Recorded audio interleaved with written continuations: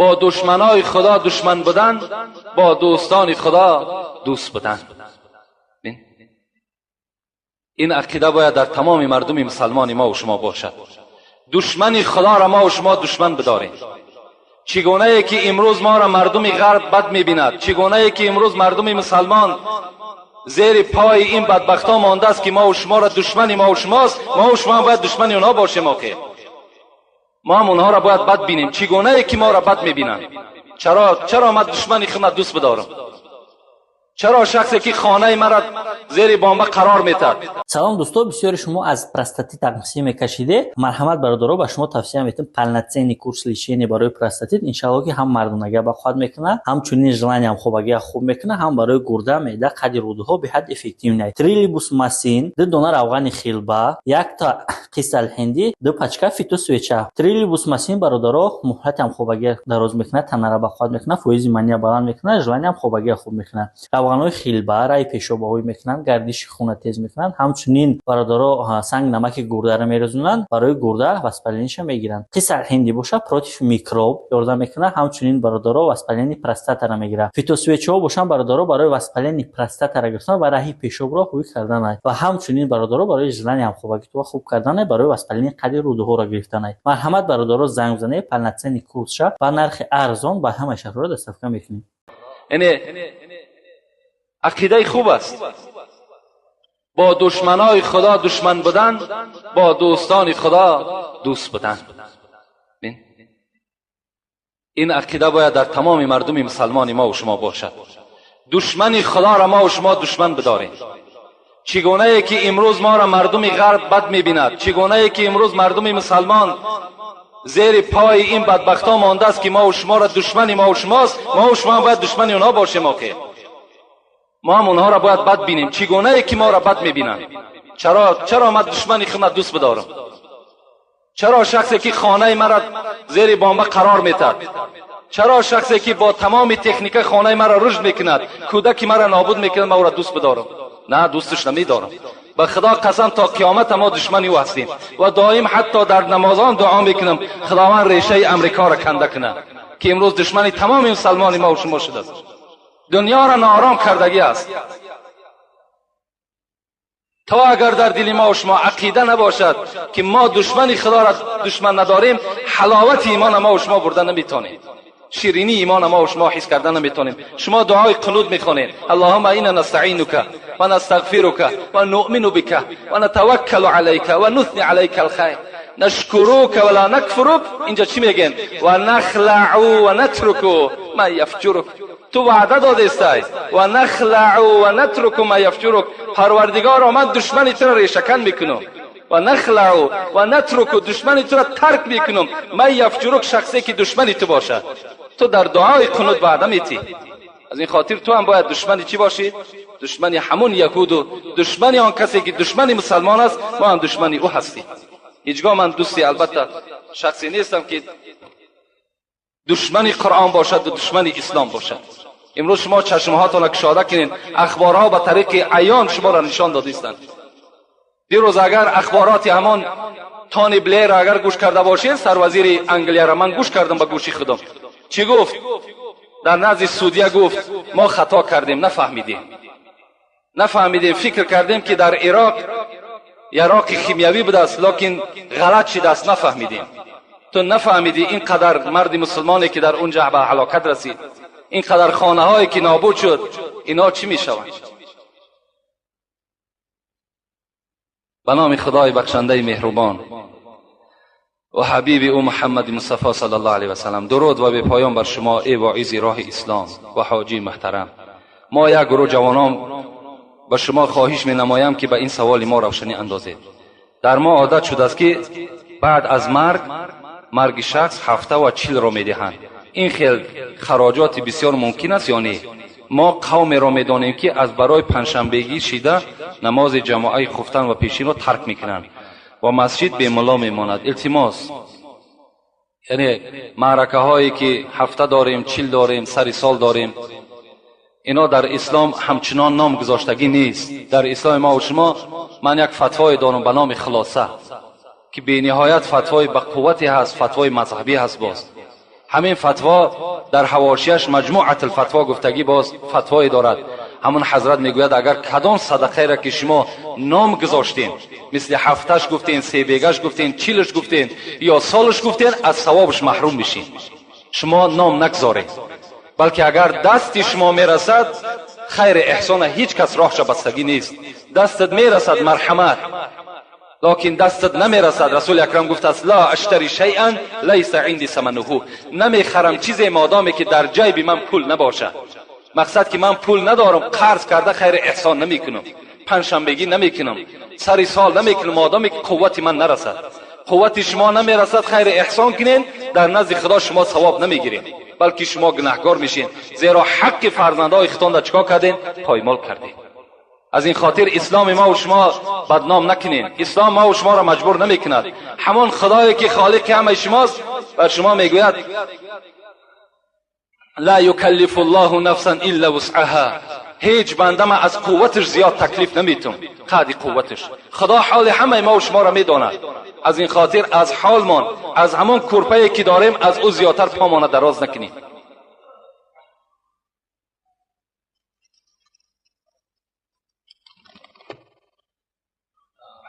السلام علیکم برادر محترم داملا میرزا.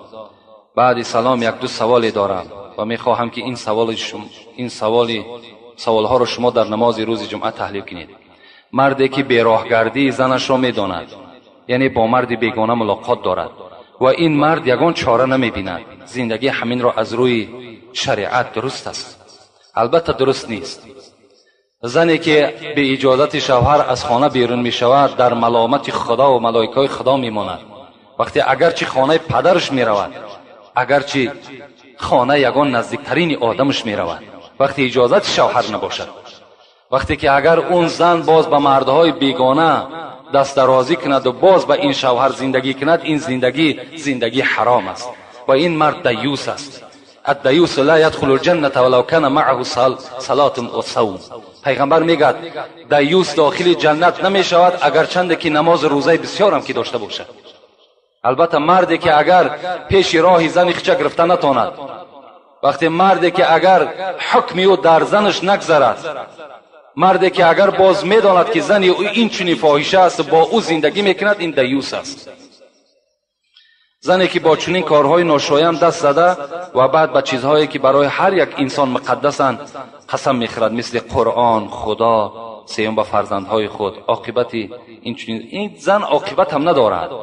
وقتی زنی که خود بدکردار باشد و بعدا باز قسم به این چیزهای مقدس بخورد، برای ما و شما این قرآن مقدس است، برای زن فاحشه قرآن و خدا و مسجد هیچ قدری ندارد. برای همین این عاقبت هم ندارن. آخه عاقبت اینا برای خود اینا معلوم است خودش.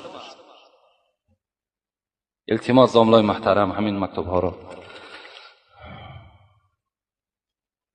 السلام علیکم داملای عزیز.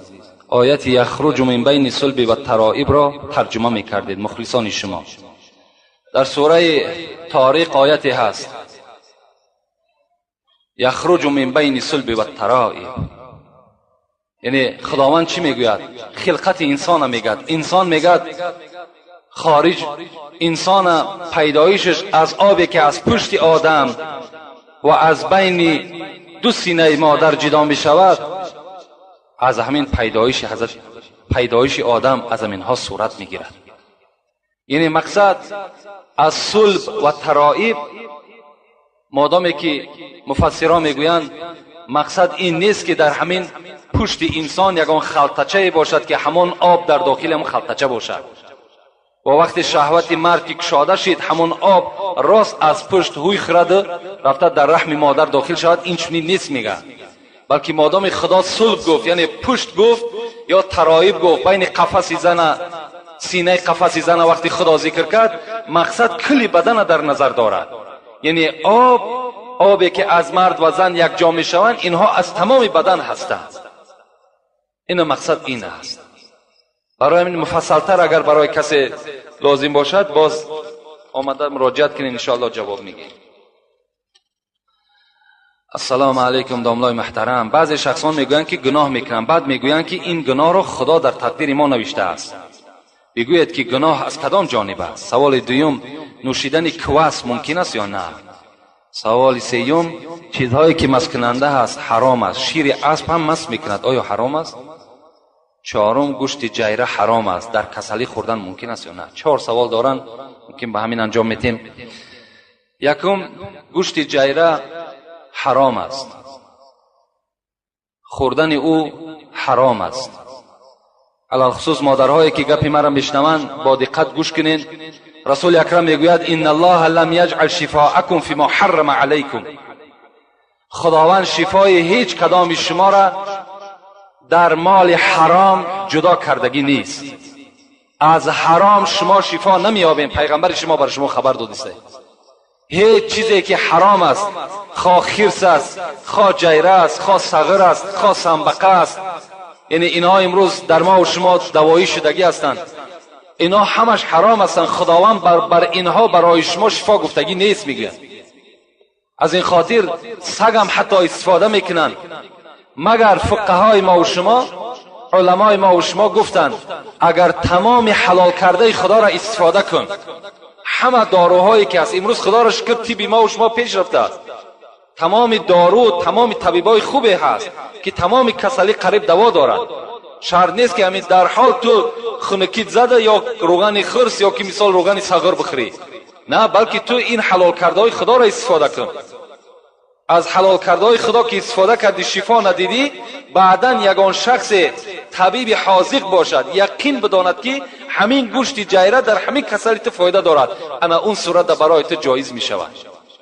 بعد حلال کرده های خدا را همش استفاده کردن، یک باره به حرام کرده خدا دست نزن که البته گناهگار می شوی. چیزایی که مست کننده هستند مثل میگه شیر اسب مست نمیکنه. اگر مست هم که کند این حرام نیست. نوشیدن کواس حلال است. کواس این درجه ندارد. کواس این مست کننده هم نیست. انا پیوه که درجه دارد حرام است. مثال آدمی که اگر پیوه را می نوشد، اگر مثال بگیم نیم سطلش هم که اگر مست کند یک قطرش هم حرام است. لیکن کواس مست کننده نیست. و این سوال بالاگی کردن، من مختصرا جواب میگم. سوالی که کردن که بعضی انسان ها گناه میکنن و باز میگویند که خداوند در تقدیر من کشیده است. یعنی گناه از جانب کی است؟ آیا از خدا است یا از جانب من است؟ این باب تقدیر است. تقدیر بسیار یک مسئله مهمی هست که شاید که عقل ما و شما بر این نگیرد. حتی وقتی که حضرت عمر میگه با ملک شام رفت، در شام کسلی آب پرتایک بود. حضرت عمر داخل ملک شام نشد. مردم گفتن ای عمر، تو گفتن اگر داخل شو در ملک شام، اگر در تقدیرت باشد کسل بر تو میگذرد، در تقدیرت نباشد نمیگذرد. که اگر نماز نمیخواند او را حکم به کفر میدادند. ما در باب نماز به فکر صحبت ها داشتیم، لکن آدمی که نماز نمیخواند، حالان که برای قپیدن قرآن جایز نیست، برای چگونه مثال ختم قرآن میکند. یک سوال عجیبی هست، مثل که یک زمان مردم از هندوستان برای زیارت حضرت امیرجان آمده بودند، مولوی های کلان آمده بودند. وقتی ما نزد اونها رفتیم، اونها با زبان عربی صحبت میکردند. وقتی اینجا برادرها سوالشون کردند که ماه رمضان بود، گفتند یک قسم مردم ما روزه میگیره ولکن نماز نمیخواند، آیا روزه اونها درست است؟ اونها حیرت نماندند که نخواه آدم بی نماز روزه بگیرد. حال روزه برای آدم مسلمان است، آدمی که نماز نخواند روزه برای چی فایده دارد؟ از این خاطر آدمی که نماز ندارد و چگونه ختم قرآن میکند؟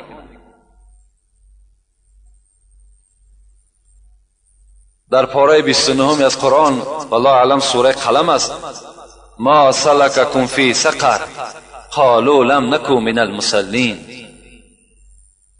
جنتی ها از دوزخی ها میپرسیدند ای مردم دوزخی، آیا چرا شما دوزخی شدین؟ اونا چی میگفتند؟ لم نکو من المصلین، ما در دنیا از جمله نمازخوانها نبودیم، ما به سبب اونه که نماز نداشتیم، عبادت خدا را که نمیکردیم، امروز وارد دوزخ شدیم. اینا البته در دنیا هم روسیا هستند، در آخرت هم دوزخ هم جای اینا هست. کسی که نماز نمیخواند، کسی نماز نمیخواند میگوید مسلمان هستم، مثل همونی هست که در تمام فحش و فحشا حاضر است، میگه دل من تازه است. برای آدم بی نماز هیچ حاجت نیست در ختم قرآن نشستن، بلکه حرکت کند که از دنیا با نماز بگذرد.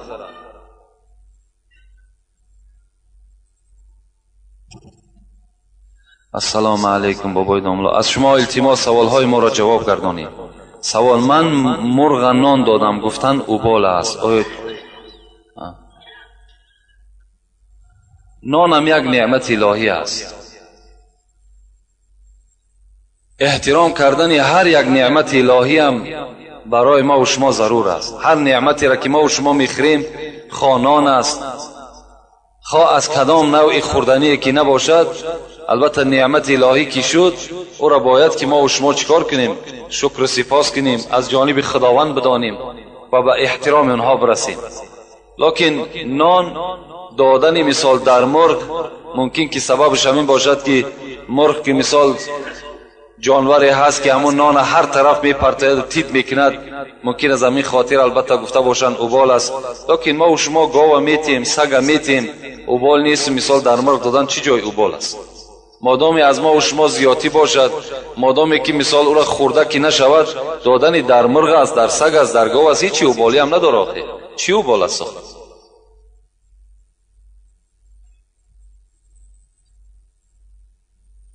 السلام علیکم داملای محترم، آیا سیر یا پیاز را خوری به مسجد آمدن جایز است یا نه؟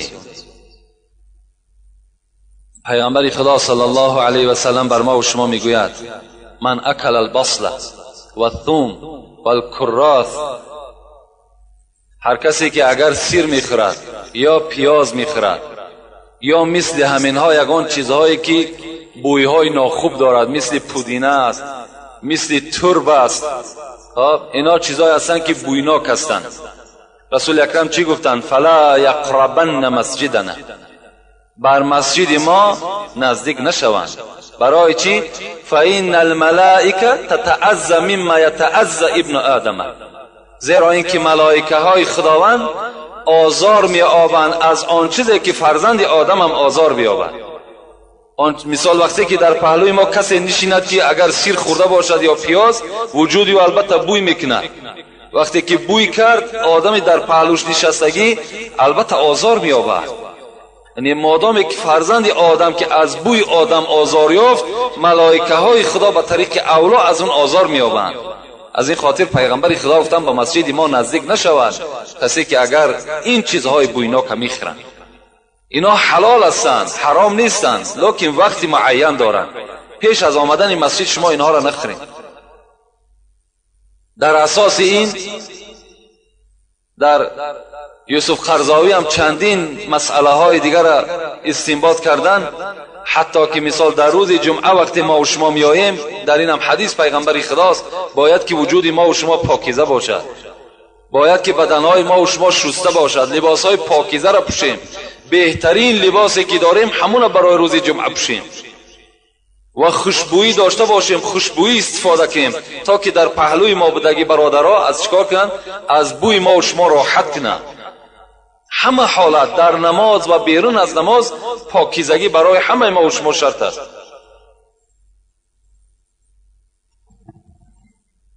السلام علیکم داملای عزیز، سگ بلوچک میکشد، چی خاصیت دارد؟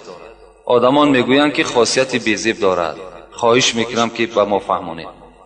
راستی بار در حدیث ها دیدیم که وقتی اگر خر هنگس میزند، پیغمبر خدا گفتند که شما لا حول ولا قوت الا بالله العلی العظیم بگویید و سوی خدای خود پناه طلب کنید، زیرا که خر شیطان دیده آواز میزند.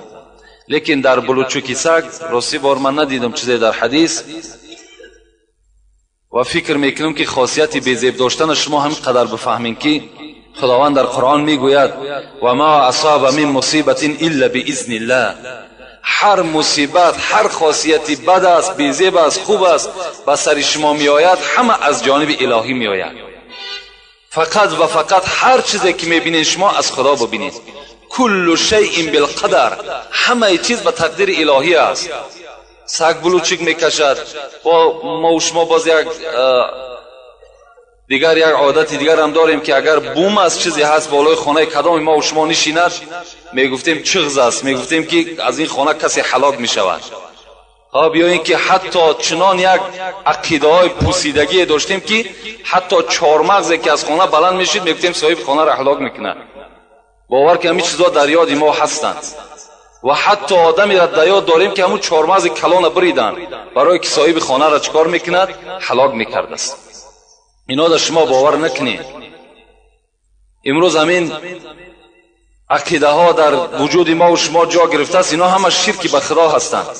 حتی بین ما و شما در نزد دروازه ها ما نل کشال میکنیم، خرسندی در خانه میارن. از کجا خرسندی به خانه میارن؟ از دست یک آهن چی میآید آخر؟ یا در دست مثال کودکاتون، در گاورای کودکاتون، در بدنهای بعضی آدم کلان موره چشمی را میبینی، از چشم نگاه میکنن. اونا قدرت ندارن آخر. شما با اینا دیگر فریفته نشین. شما یگانه فقط از خداوند ببینین. هر ضرر زیانی که میآید فقط همون ذات میآرد. این موره چشمی چی از خودش آخر؟ با بعضی ملا شرم را کردم را چی آیتی میخواند میتد که برده در خانت کشال کن، البته از چشم شما را نگاه میدارد.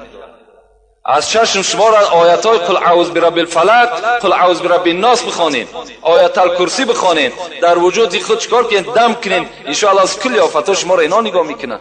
آیت قرآن شفا است. با اینا هیچ وقت باور نکنید.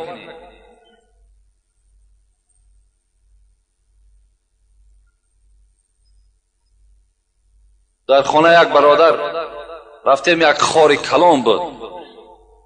یک خاری کلانی هست که همتا دروازه همون بری بالا در کشال کردگی این خرسندی میارد برای خانه. وقتی که خرسندی که بیارد شما سوره اخلاص، سوره فاتحه میخونین، ایاک نعبد و ایاک نستعین. پس شما ای چی هستین؟ ای پروردگارا فقط من تو را بندگی میکنم و فقط از تو مدد طلب میکنم. مادام این آیت شما میخونین، پس وقتی که ناله، خاره، موره چشمی است، اینا را وقتی شما برای مثال حمایه اختون استفاده میکنین، در کجا دیگر بندگی میشود؟ با اینا دیگر فریفته نشین، با اینا داده نشین. اینا از اسلام نیستند.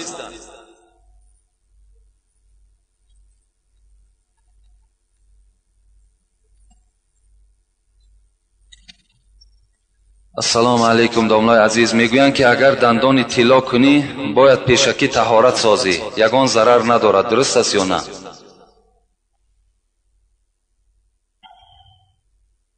دندان طلا را برای دندان طلا ماندن طهارت پیش و پس شرط نیست. اگر ضرورت باشد جایز است. اگر ضرورت باشد جایز است. لیکن اگر برای زیب زینت باشد قطعاً حرام است. اگر برای زینت کنین همین دندانهای سالمی که دارین همینا را مثال اره کنین، میده کنین، دندان کنین، این 100% حرام است.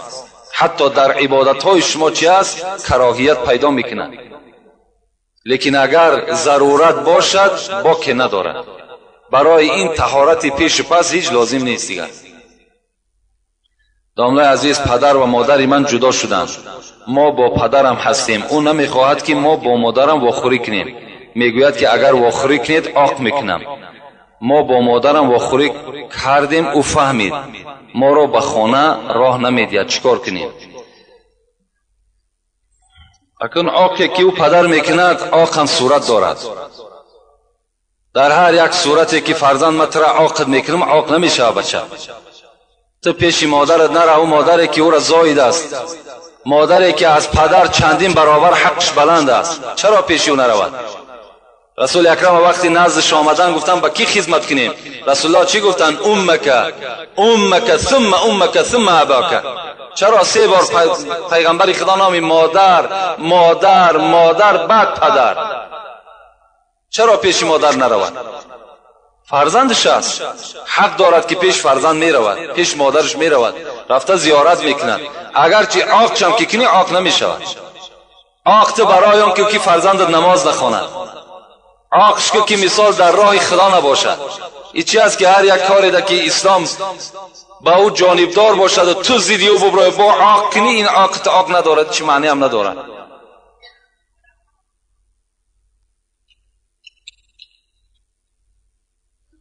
السلام علیکم داملای عزیز. ما یک گروه طالب علمان همین شهر از شما خواهش میکنیم که به این سوال ما جواب صحیح گردانید. بعضی آدم های یافت شدند که مولود نبی را بدعت می حسابند. شما چی میگویید؟ سوال دوم، بعد قرائت یگان آیتی از قرآن صدق الله العظیم گفته می شود، این را هم بدعت میگویم، به این چی میگویید؟ صدق الله العظیم گفتن چی جای بدعت ہے؟ بعد آیت خواندن همون انسانی که بدعت میگوید خود همین صدق الله العظیم میدوند که چی معنی دارد.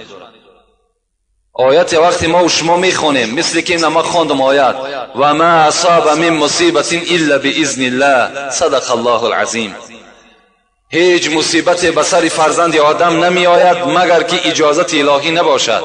صدق الله العظیم، راست گفت از خدای بزرگ. چی جای بدعت است؟ این جای بدعتی ندارد، خود راست گفت است.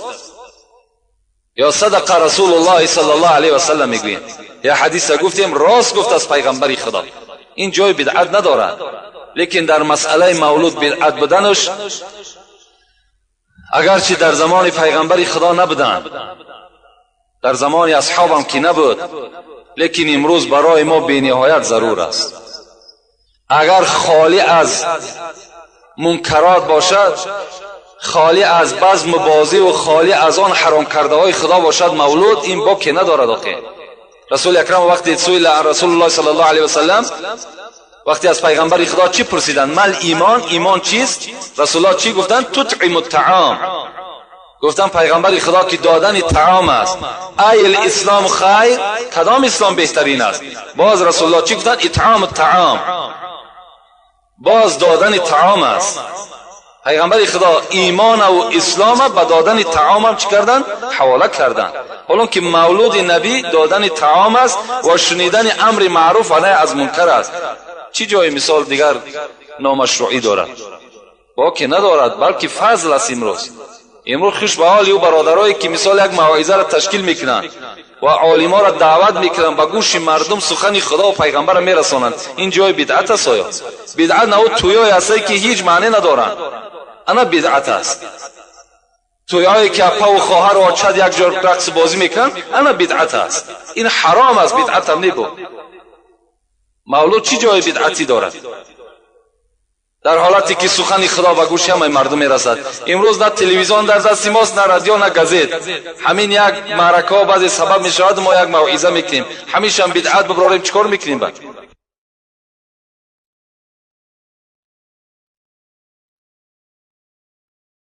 السلام علیکم داملای عزیز. به ما فهمونید که آدمایی هستند که 5 وقت نماز را با جماعت میخوانند لیکن پیوه مینوشند. اسلام اینها را چه حکم میکند؟ ما درباره اینها گپ زده بودیم. کسانی که عرق می نوشند، شخصانی که مثال پیوه می نوشند، چیزی که نباشد مسکننده باشد، اینا حرام هستند. خداوند در قرآن میگوید انما الخمر والمیسر والانصاب والازلام رجس من عمل الشیطان فاجتنبوه لعلکم تفلحون. خدای شما بر شما میگوید به درستی این که عرق، قماربازی، فالبینی، بت پرستی، پیش هیکل رفتن، اینا رجسون، اینا پلید هستند، من عمل شیطان، عملهای شیطانی هستند. فاجتنبوه لعلکم تفلحون. اگر شما از این چیزها دوری بجویید از خدای خود نجات میابید. و عبادت هایی که شما در عبادت هم میکنین باز در برابرش حرام خوری میکنین. حدیثی از پیغمبر خدا یادم آمد که رسول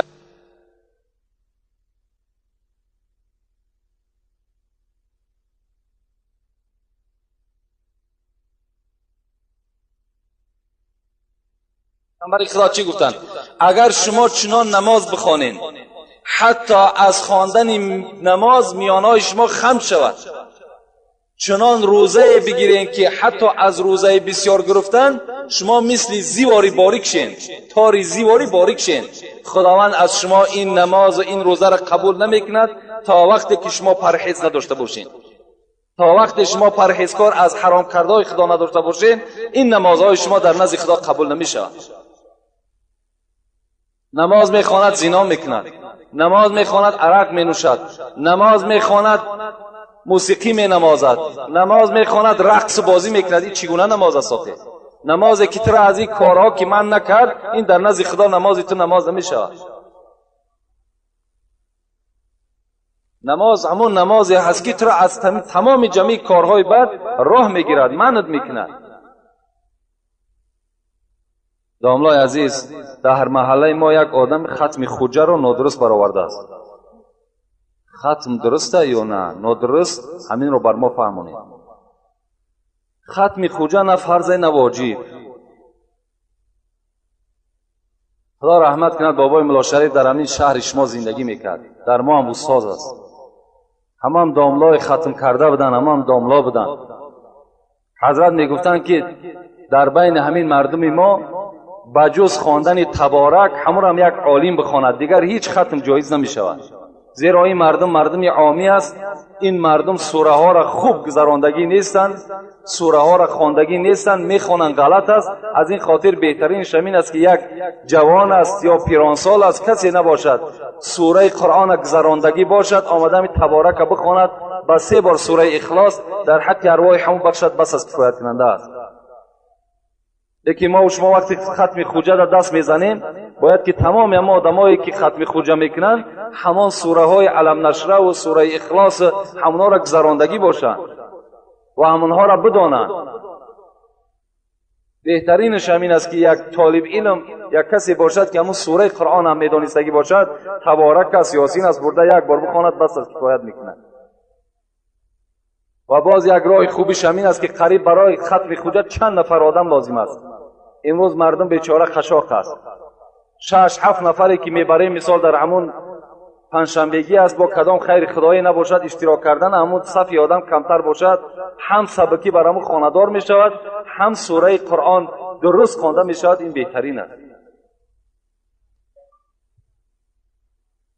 میبخشید ناملای عزیز، همین سوال من در جواب گردانید. دجال چیست معنایش؟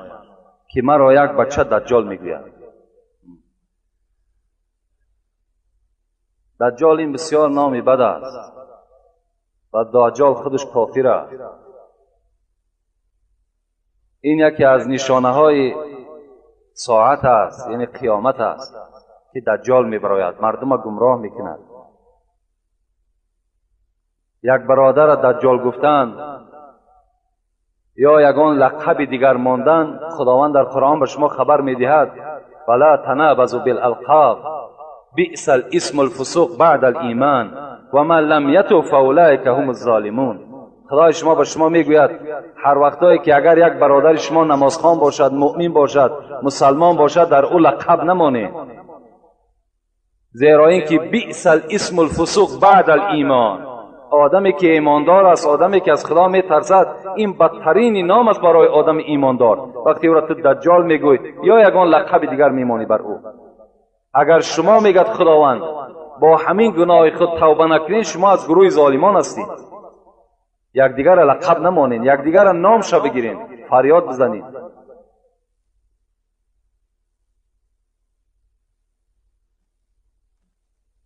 السلام علیکم. داملای محترم، ناخون دست و پای و موی سر را در تگ پای پرتافتن ممکن یا نه؟ بعضی آدمان نافهم میگویند که درست است. همین را میفهموندین. التماس داملای عزیز. البته این چیزایی هستند که از وجود آدم هر چیزی که جدا می شود، اینا را ما و شما زیر خاک کردنش سنت است. در زیر خاک بمانیم، از اوی که در قد راه می پرتاییم، خواه ناخون است، خواه مثال موی سر است، خواه موی کدام جانبی که نباشد، اگر اینا را زیر خاک اگر ما و شما دفن کنیم، این بهتر است از این که ما و شما در قد راه می پرتاییم.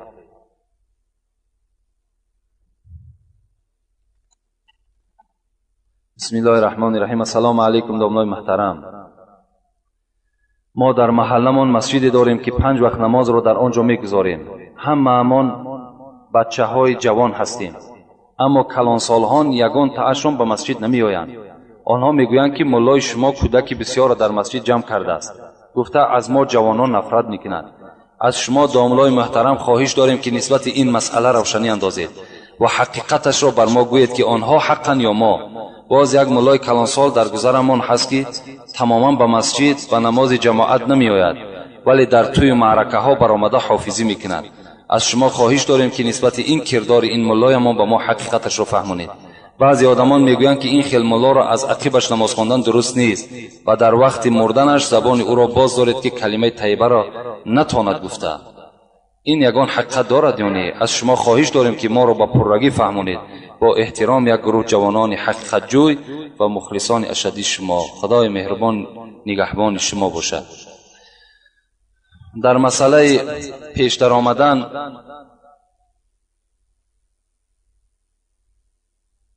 گفته بودیم که رسول اکرم گفته بودند 3 طایفه هست که لعنت خدا بر آنها هست، که یک تای اون کی بود؟ من اما قوم و هم له کارهون. یک کسی هست که ملا امامتی میکند در صورتی که مردم از او راضی نیست. مردم به چی گونه راضی نیست؟ مثل که کردارهای ناخوب دارد. لکن چیکار کنیم که زمانه همچنان انسان آورده است در منبر جا کرده است. اگر همچنان انسان اگر امامتی میکند یا ملاگی میکند یا واعظی میکند، البته لعنت خدا بر او میرسد. والاولا بالامامه عالم بالسنه ثم الاقرا ثم الاورع. عبارهای مختصری ما و شما چی میگوید؟ میگوید کسی حق امامتی دارد که اولا عالم به سنت باشد، از مسئله و مسائل درکدار باشد، از حرام و حلال خداوند آگاه باشد، به سوی حرام کرده های خدا میل نداشته باشد، انسان یعنی پاکیزه باشد، پرهیز داشته باشد. اون کس حق امامتی دارد. لکن در حق اون جوانهایی که به مسجد می آیند، البته بسیاری کلانسال‌هایی هست که در این مسئله زید هستند. وقتی می‌بینند جوانای خرد به مسجد می‌آیند نافار می‌شوند. حالان که پیغمبر خدا به ما و شما وصیت کردگی هستند که شما دست‌های کودکاتون گرفتن به مسجد برین تا که اونا آموخته شوند، تا که اونا انبوه مسلمان‌ها را ببینند، تا که مثال دل و وجود اونها به یک ایمان و به مسجد عادت کنند.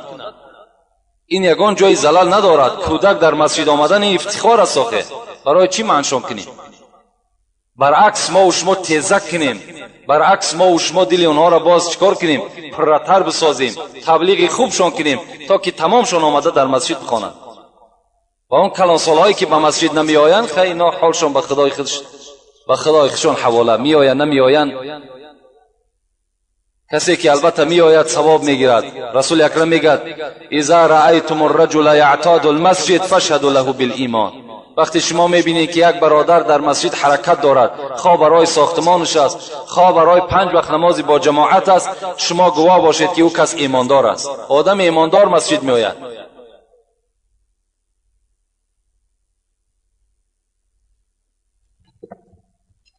السلام علیکم دامله عزیز و مهربان. من از شما خواهش میکنم که به سوال من پرره جواب گردونید. من زن هستم. مرا پیرم 1 هفته سبق داد و او را پدرش دیگر اجازت نداد. من خودم خواندم و حاضر کتاب قرآن را میخوانم. آیا این روا هست یا نه؟ من خواندن را دوام بدهم. البته خواهر عزیز، خواندن دوام دادن در کار است. هیچ وقت از خواندن طلب علم در گردن مرد و زن فرض است. خواه پیر است، خواه جوان است، در گردن همه ما و شما طلب کردن علم فرض است. باید که ما و شما البته به البته علم طلب کنیم. یعنی یک مقدار خوانده باشیم و پس از پیش خود دوام دادن بگیریم، این ناجایز می شود. همه حرف قرآن، همه آیات قرآن باید که از پیش استاد بگذرانیم، باید که طبق تجوید قرآن بگذرانیم. بعد ما و شما حق داریم که قرآن در هر جا که باشد خواندن بگیریم. هیچ وقت از تعلیم علم باز نیستیم. سراغ کنیم در کجایی که اگر یک شخص تعلیم دادگی است، البته رفته درس بگیریم. السلام علیکم داملای عزیز. آیا شراب را نوشیده با مسجد آمدن جایز است؟ آدمی شراب نوش ایمان ندارد. آخه ما با شما گفته بودیم آدمی که شراب گفته مقصد همین عرق است، شراب گفته تمام همین نوشاکی‌ها هم شراب میگن، لیکن مقصد ما همین عرقی که می نوشن که خداوند و جمعیت ما و شما از او بیزار است. همین در نظر دارم که انسانی که عرق نوشید ما برای شما این صحبت کرده بدیم که ایمان ندارد، برای آمدن مسیح چی معنی دارد آخه؟ حتی حدیث پیغمبر خدا بود من زنا او شرب الخمر نزع منه الایمان کما یخلع الانسان قمیصه من رأسی. رسول اکرم گفته است کسی زنا میکند یا عرق می نوشد ایمان از وجود او گرفته می شود. مثل چی؟ مثل که انسان لباس خچ از بدنش بدر میکند بیره میگذارد، مثل همه ایمان از وجودش دور کردگی است. برای او مثال نماز جنازه و برای او نماز 5 وقته و برای او مثال مسجد آمدن چی معنی دارد؟ السلام علیکم داملای عزیز. جنگ داختن سگها درست است یا نه؟ و ما پرتر فهمونید. جنگ داختن سگها حرام است. در اسلام حرام است جنگ داختن سگها، حتی نظر کننده هم مثل کننده است. کسی که نظر میکند، کسی در همون مجلس اشتراک میکند مثل همون کننده ها است. اونا که روسیا هستند لیکن تماشا کننده هم مثل همون میشود. بین پیغمبر خدا حتی میگوید که من کان یؤمن بالله والیوم الاخر فلا یجلس علی مائده یشرب علیها الخمر.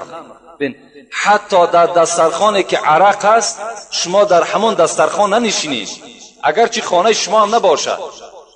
اگر شما یک جا مهمانی میرین میبینید که در دسترخوان عرق است، شما پس بگردین، در اون خانه داخل نشین، زیرا که اونجا حرام کرده خدا هست.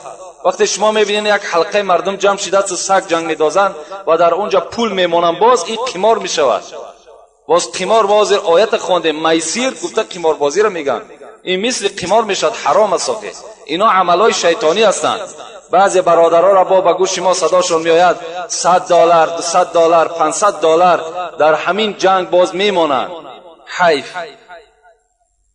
حیف بر همون مال و دولتی که خدا بر همین خیل جوانها میتش. انشاءالله باوری دارم، باوری نه، حتی حدیثای پیغمبر خدا هست که این مال در دست او برادر دراز نمیرود. وقتی که در این راه ناحق چکارش میکنه، صرفش میکنه. حاصل دنیا چی باشد ای امین؟ 9 گز کرباس با 3 گز زمین. آنچه دادی در ره حق آن توست، آنچه میماند بلای جان توست. آنچه در راه حق میتی انا همون چی است از آن ته هست. تو در راه حق صرفش کن آخه. زر و نعمت اکنون بده کانی توست، که بعد از تو بیرون ز فرمانی توست. با دنیا توانی عقبا خری، بخر جان عزیز ورنه حسرت خوری. سعدی میگوید در همین دنیا آخرت بخرین با واسطه خیر احسانتان. او $100 $200 در 1000 آدمی گشنه و تشنه است که اونا در تقسیمش که 1000 بار برای فایده دارد.